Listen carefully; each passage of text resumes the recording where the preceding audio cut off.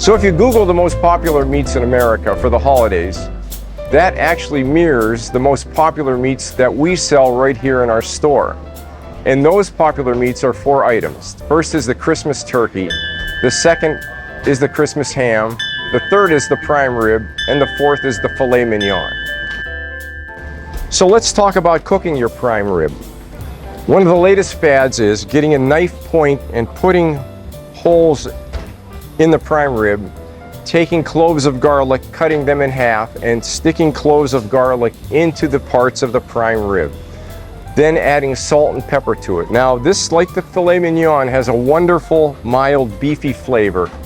And you don't want to put too many spices on it, but a little salt, pepper, and garlic go a long way. And if you want to sprinkle a little something on the top to make it pretty, then you can do that too. So there are 2 schools of thought in cooking your prime rib.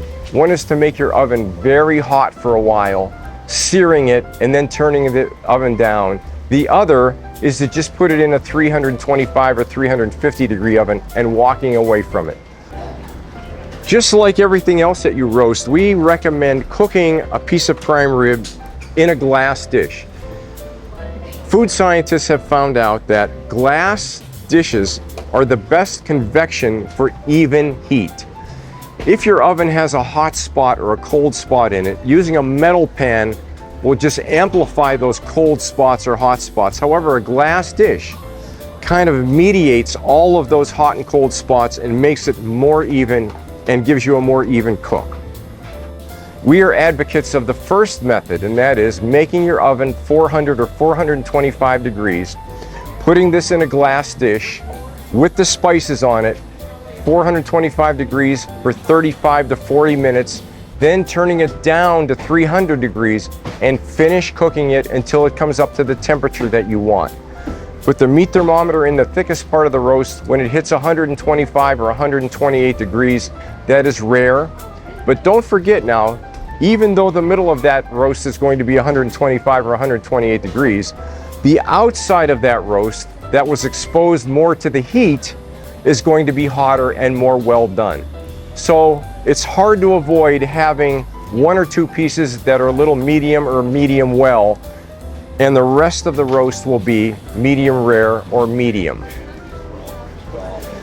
Lastly, when a piece of prime rib goes into a hot oven, or as we recommended, 425 degrees, the juices from that prime rib will all rush to the middle. They will avoid the heat. They'll go to the middle of the roast and abandon the outside of the roast. That's why it's very important when the roast is finished to take it out, let it rest for 15 or 20 minutes or longer, even 25 minutes. Those juices will again return to the outside of the meat, and every slice will be nice and juicy and tender. So after your prime rib comes out of the oven, don't be afraid to use those drippings and juices that came from the prime rib while it was cooking and making a nice au jus out of it.